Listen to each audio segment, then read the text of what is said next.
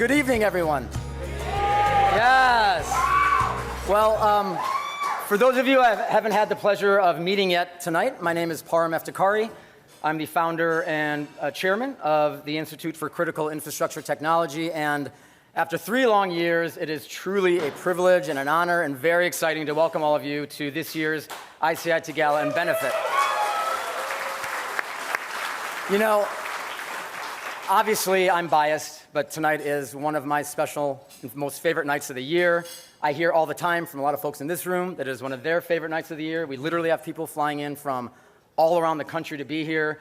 And when I look around, it genuinely is humbling to see the caliber of cyber and national security leaders that come out every year to support us and to celebrate our community and what we do. We know that you have a lot of demands on your time, a lot of invites to a lot of different types of events, and we genuinely are grateful and humble that you choose to prioritize ICIT among all the invitations that you get. Now, last time we met was 3 years ago, which is at the same time, it seems like yesterday and a million years ago. And the world is a fundamentally different place since we last got together.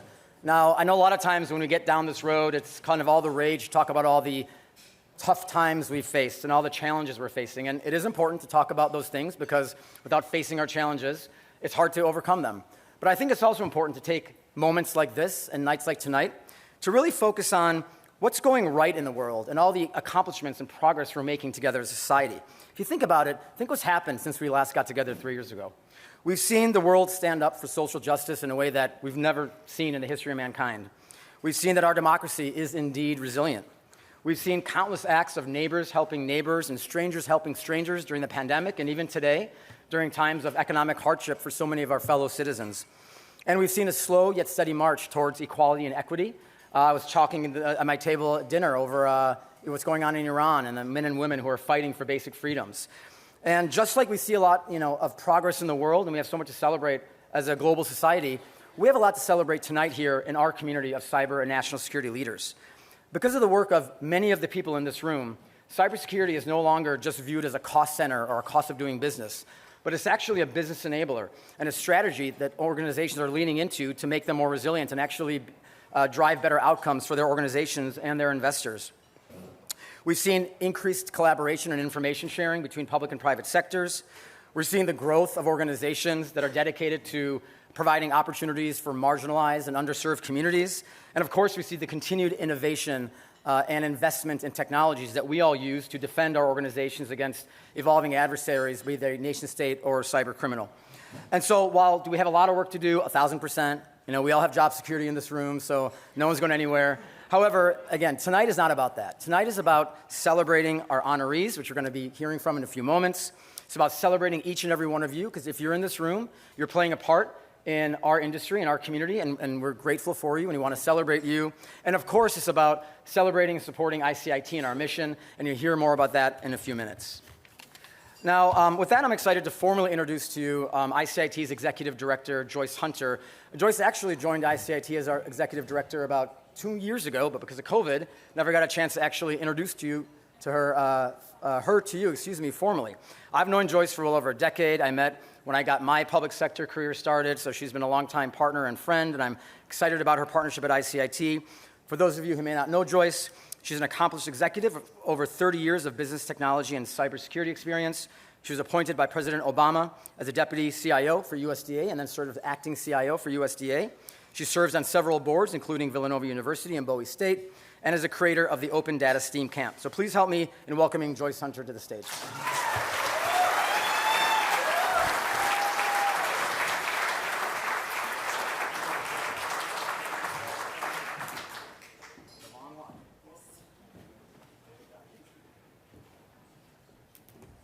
Hello, everybody.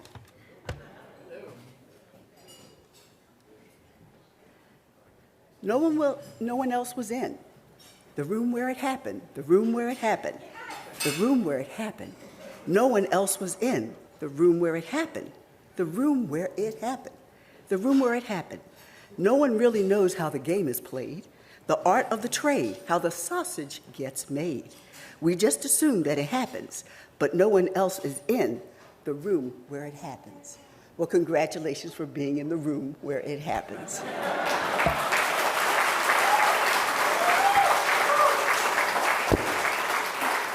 Thank you, Parham, for the gracious introduction. I am so excited to be a part of the ICIT family and the cybersecurity community. As Parham mentioned, we accomplished a lot since we were last together in 2019 and are excited about the road ahead. The Institute for Critical Infrastructure Technology, and trust me, it took me a while to kind of roll through that the right way. I would always get tongue-tied. Better known as ICIT, we are a 501c3 nonprofit cybersecurity think tank providing objective, nonpartisan research, advisory, and education to legislative, commercial, and public sector communities. Our mission is to cultivate a cybersecurity renaissance that will improve the resiliency of our nation's critical infrastructure sectors, defend our democratic institutions, and empower generations of cybersecurity leaders. Kicking off our 8th year in January, we continue to facilitate a robust platform of programs, knowledge, sharing, cutting-edge research, and publications that support the exchange of ideas and provide a forum for cybersecurity leaders to engage in meaningful discourse needed to effectively support and protect our nation's official critical infrastructures. Over the past year alone, our contribution to the community have included our spring briefing, held in partnership with Micro Focus Government Solutions, convening over 200 public and private sector cybersecurity leaders to share best practices and develop future strategies. Over 24 briefings, publications, and events, all of which are freely available to the public. And of course, our soon-to-be published, yes, book, Securing the Nation's Critical Infrastructure, a guide to the 2023 to 2025 administration by the 2021 to 2025 administration by CRC Press, a division of Taylor & Francis, one of the largest publishing and content producers in the world. Parham will provide additional information about this in his closing remarks. If anybody would have told me it would have taken 2 years, I think Nick Sinai. Nick, where are you? Yeah, took 2 years to develop a book. I wouldn't have believed you. For those who are not part of our community, please reach out to Parham or I this evening or in the coming days to find out how you can engage. Also, as a reminder, please remember that ICIT, when you're doing your corporate budgets and your corporate membership for the Gala, and put our thought leadership initiatives into your budgets for the year. We welcome and appreciate your partnership, and we look forward to welcoming you to our community. It's a privilege to be here tonight kicking off a program to honor and celebrate the 2022 pioneers. Our honorees over the years have included presidential advisors, four-star generals, and some of the most consequential cyber and national security leaders who have served our nation, and this year is no exception. 2022 is the year of the International Woman, and tonight's honorees include Candace Frost, Kimba Walden, and Jen Easterly, who are strong and resilient women who have been champions of change across the country, leading and inspiring as they promote and fight for equity and give others a place to seek help and find hope. And while we honor these accomplished women, I'm also excited to recognize some of our community's future leaders. Dominique Calder, who ICIT was matched with as part of our support for the Share the Mic in Cyber initiative. Dominique is a doctoral student. Stand up, Dominique.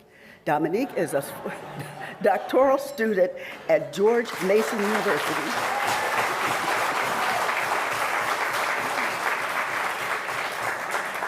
In forensics, who has been just named a finalist in the Black Ambition Prize. Our government and industry leaders in the room need to talk to her before you leave here tonight. First off, I don't believe anything happens by chance, and tomorrow is also Veterans Day. 2 of our honorees have military service, and the other has an outstanding career in public service. I'd like all veterans and those who are currently serving in our nation's military to stand so we can appropriately recognize and thank you for your service.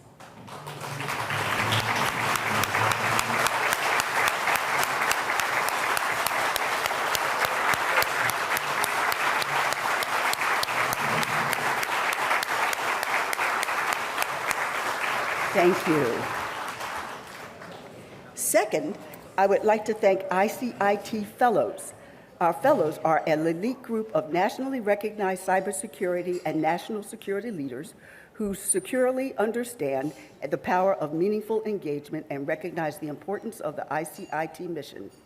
The primary responsibility of an ICIT Fellow is to share their expertise with legislative, public, and private sector community leaders by engaging in various ITIC research, publications, briefings, and events. An ICIT Fellow,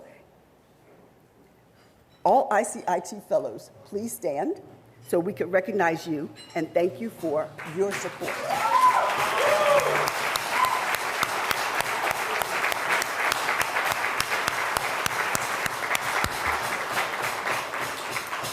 Next, I would like to thank our sponsors for this evening. Your generosity will support our mission and allow us to continually keep our research freely available, objective, and nonpartisan. Gold sponsor check marks, where are you?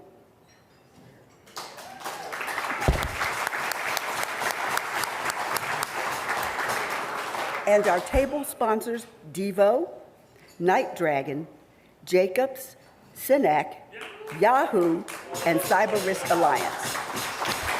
Thank you for your support.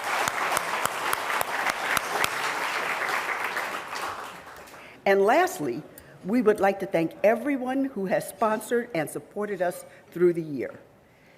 Through you, you have either bought a ticket or joined as an individual or corporate member or sponsored thought leadership practices with us.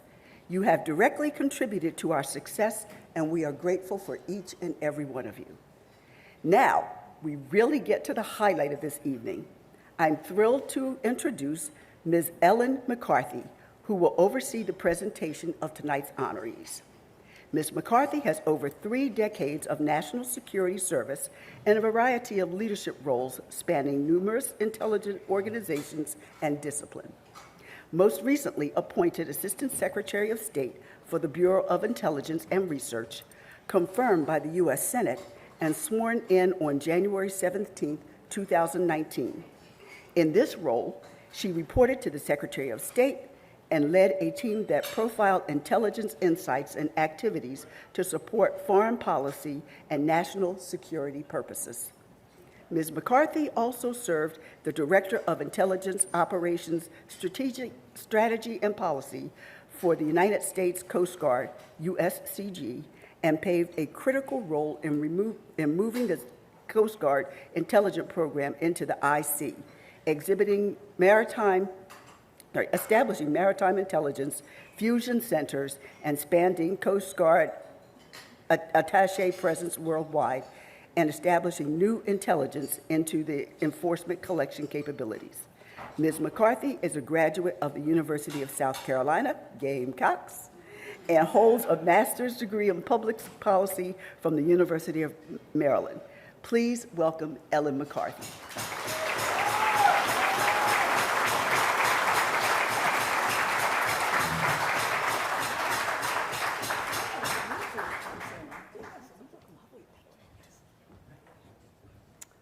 Wow, this place is fancy.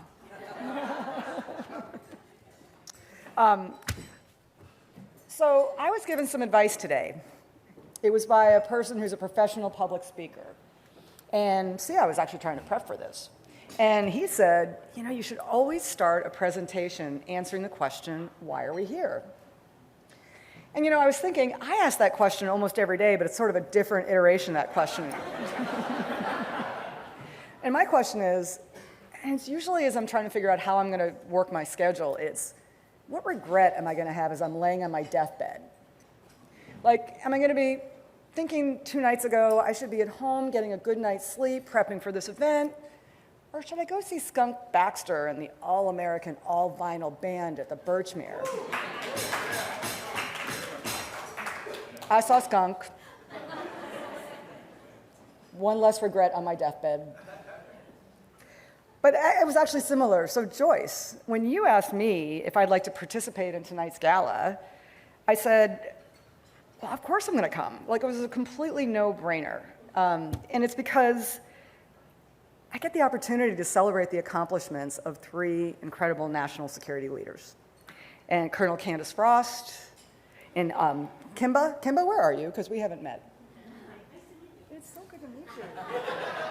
I know all about you, we just never met, so I'm so glad you're here. And then Jen Easterly. When Jen Easterly share a lot in common. I won't go into what we share tonight, but your hair looks beautiful, by the way. You're going to hear more about their accomplishments a little bit later. But any chance I can get, having spent a lot of time working in government to recognize public servants, especially these women, I mean, and all they do for their country, well, I'm in. So, Joyce, thank you very much for inviting me to be here today. And you know, the thing about these women, and just like so many public servants, like most public servants, is they don't wake up every morning and say, wow, maybe today I'm going to get an award. That's not what we do, why we do. But that's not why we do what we do. I know for them that self-actualization comes from actually providing your people with the tools and resources they need, building teams, implementing plans, and I know that's where the joy comes from in your day. And given that you all work in the cybersphere, most of your successes are completely unseen anyway, and that's a really good thing. But I also think that any chance you get to have those rare moments where we can all come together and stop and reflect, the excellence of these three women is incredibly important. And it's not only for you, but it's for the teams that you lead. And it's also for those who are sitting out in this room today or sitting outside today who are going to look at these three women and say, gosh, maybe someday I can be just like them. And that's why evenings like tonight are so incredibly important. So thank you. But there's another reason why I was happy to come here tonight. And really, it's because it's really about ICIT. And so I'm very passionate about organizations like ICIT. I actually took a break in government service when I was working for the Undersecretary of Defense for Intelligence to lead a similar organization, different but similar, called the Intelligence and National Security Alliance. And INSA is an organization that provides a platform for government, academia, and the private sector to come together and take on these really big challenges. And so as I learned more and more about ICIT, I realized you do the same thing, except your focus is really on the cyberspace. I mean, your mission is to defend our nation's 16 critical infrastructure sectors and to provide future cyber leaders with the tools and resources they need to defend our nation and its democratic institutions. This work is incredibly important. Again, I know it because I left government to run an association. So I'm very grateful for what you all are doing because this business of national security is a multidisciplinary problem. It's not just the government, it's not just academia, and it's not just the private sector. It's about coming together and working it together. So anything that brings us all together to do this, I think is critically important. And so I couldn't turn down this opportunity. But there's actually a third reason why I'm here today, and it's incredibly personal. I'm going to share something. I actually told my daughter I was going to tell this story as I was coming here today. So my daughter is at the University of Texas at Austin. And she was a freshman when the power grid went down. I mean, it was an ice storm. Austin was iced in. I mean, there was no water, there was no transportation, there was no electricity. She was completely locked in her dorm. Of course, I'm freaking out. I'm a mom. And she's like, Mom, everything's fine. And she's FaceTiming me, and there's champagne in her refrigerator. It's a liquid. So she was unfazed, but I was not unfazed. I'm like, oh my God, you know. And of course, it was rolling blackouts, and student housing was sort of not at the top of the list when they were powering up. So she was down for a really long time. And all I knew is that when she came home, I was giving her my flipping car, because when she was going back to school, she was going to be able to get out of Texas if she needed to. And you know, the problem is, I got to share with you that I'm the kind of person who's always had really old cars until this car. I had an Audi. Oh, I love that car. I gave her my Audi because I'm like, she needs an SUV to get out of. And you know what I got? I got a 2006 Nissan Altima, and the seat went back. I had to put pillows in it in order for me to be able to see over the dashboard. Thank God that car died just a month ago. But my point is that, you know, I know that this particular example is not a cyber issue, but it could be. I mean, so the reality is that when you look in the intelligence, and Jen, I've looked at what CISA is saying because I've been reading the intelligence because my daughter is in Texas. You know, Texas is a hot target right now for cyber issues. It's not just the electric grid. I mean, you saw what happened during solar winds, but it's anything that can impact our petroleum industry. You know, Corpus Christi is like one of the biggest ports in the world right now for natural gas, and it's gotten nothing but bigger with the invasion of Ukraine and Russia. Given that the Europeans used to rely on the Russians, and that didn't work out so well, so now they're focusing on us. And so, you know, I know between solar winds and then what happened with this ice storm that hackers and bad people are watching this. They're looking for our vulnerabilities. We all know hackers continue to do the things they've done in the past because they keep working. And so I'm very worried about Texas. And here's the really great news, however, is that this is why between Eileen's Audi and all of you in this room, I'm actually convinced that she's got a great team behind her, to include ICIT, because I actually looked it up. And you put out a paper, which I actually started looking through. I have to admit, I haven't read all of it, but you put a paper together, Weapons of Mass Disruption, an assessment of the threat disruptionware poses to the energy sector continuity. And I'm hoping that those people in Texas have read that report. They better.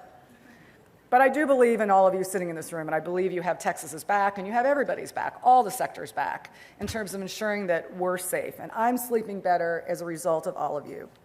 So this is where I'm going to end my comments tonight as we move on to the awards portion. And so I want to thank you for this incredibly lovely evening, but I want to share with you one other gift. All of you chose to be here tonight, which means when you're laying on your deathbed, you'll have one less regret.